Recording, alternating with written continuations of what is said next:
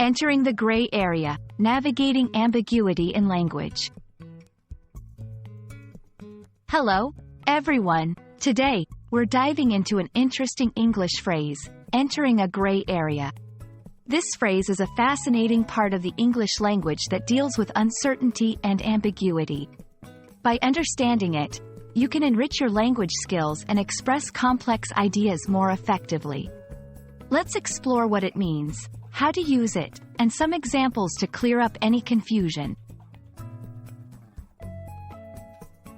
When we say we're entering a gray area, we're talking about moving into a situation or topic that is not clearly defined or is open to interpretation.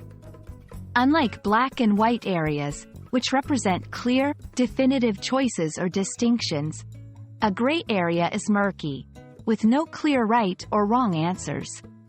It's used to describe situations where the rules are not clear, or where people have different opinions about what is correct or acceptable. To better understand this phrase, let's look at some examples. Legal and ethical issues. Often, laws or regulations might not cover new technology or social changes, creating a gray area. For instance, the use of drones for personal privacy versus public safety.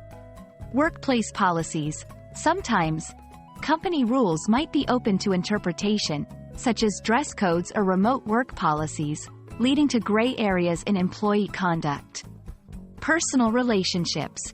What constitutes a friendship versus a romantic relationship can sometimes be a gray area, depending on the individuals involved. These examples show how the phrase can be applied in various contexts to describe situations that lack clear definition or agreement.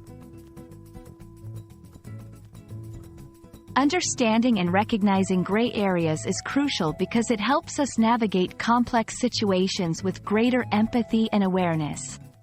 It encourages critical thinking and open-mindedness, as we acknowledge that not everything has a simple or straightforward answer. Recognizing gray areas can lead to more thoughtful discussions and decisions, especially in situations involving ethical dilemmas or interpersonal relationships.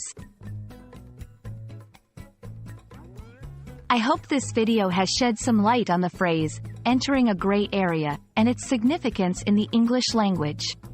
Recognizing and understanding gray areas can enhance your communication skills and help you navigate the complexities of the world with more nuance and sensitivity.